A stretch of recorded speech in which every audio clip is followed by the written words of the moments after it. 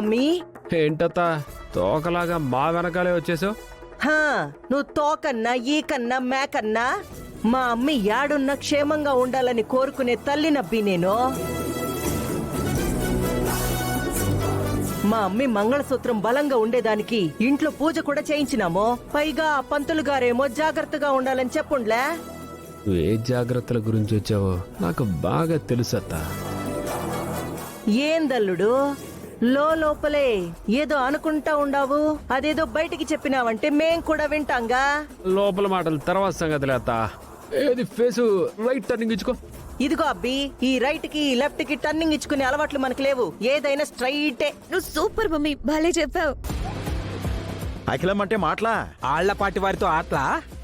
సర్లే, కదలకుండా అలాగే ఫేస్ని స్ట్రైట్ గా పెట్టి చెప్తాను. అబ్బి అబ్బి ఆగు ఆగు. నా ఫోటోతో నువ్వేం చేసుకుంటావు?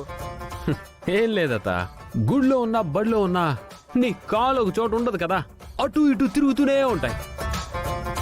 అసలే మీ అమ్మి జాగ్రత్త కోసం వచ్చావు కదా, తప్పిపోతే ఈ ఫోటో చూపించి జనాలు అడగచ్చు కదా అని. ఆహా, ఎటకారానికి ఏం తక్కువ లేదు కాని మాటలు బాగానే మాట్లాడుతుండావు. అయినా ఆ డొక్కు సీపు ఫోన్లో నా ఫోటో ఏం బాగా వస్తాదిలే కాని, నీకు నా ఫోటోనే కావాలంటే ఆల్బమ్ లోంచి మంచి కట్అవుట్ ఫోటో ఒకటిస్తా.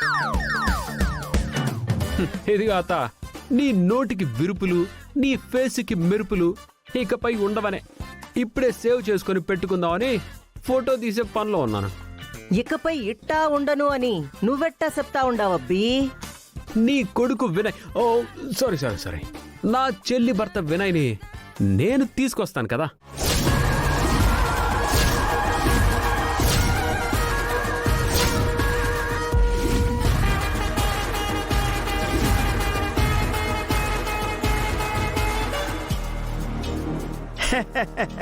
నువ్వా? నేనే కదా మావా. ఈ ముడి విప్పకుండా, ఈ గుడి దాటి వెళ్లకుండా ఈ ప్లేస్ కి వినయ్ రప్పిస్తా. ఎలా రప్పిస్తావు? నీ కళలోనా? కాదే, లైవ్ లోనే, అది కూడా గంటలో. హా, ఎట్టెట్టా? నీ ద్వారానే అత్త, నీ ద్వారానే రప్పిస్తా. ఏంది? నా ద్వారానా?